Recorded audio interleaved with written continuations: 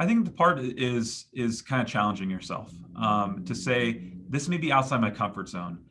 If you're coming through on marketing and you say I have a really creative background and I want to focus on that creatives, that's excellent. I mean, there's a strong component of it too, but those marketing fundamentals of reporting on a campaign uh, are essential for anybody, especially as you want to go into the agency or even on the client side and eventually lead a department. You need to have that background, those fundamentals.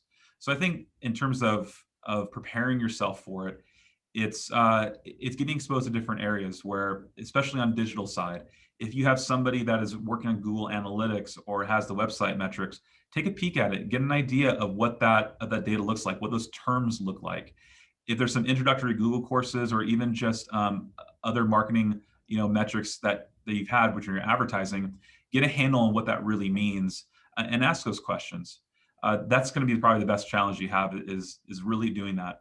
Also, the big thing too is that having the faith in your instructor to ask those questions. You're never the bother of a WVU instructor by asking more questions and trying to get more knowledge of it. So if you're not sure about something, you're not alone in that in this journey.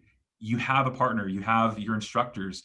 Ask us questions. Our email numbers are out there. Our phone numbers are there.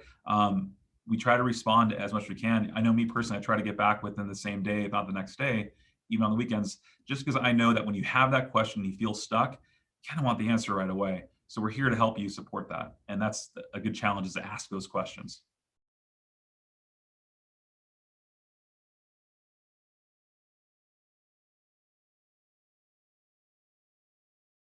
A lot of it comes down to, there's an intimidation factor, right? Where you might look at this and crack open the first textbook and there is some, algebraic questions, statistic questions in there. And you say, oh my gosh, what did I get myself into? This is dense.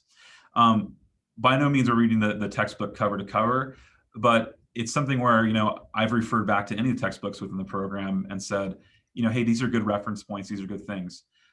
If you have the pleasure experience of reporting to your CFO and you need to defend a marketing budget to somebody who's purely finance based, you're going to want to have that knowledge in your hip pocket to say, I know how to hang with this. I know how to report on these numbers and these figures.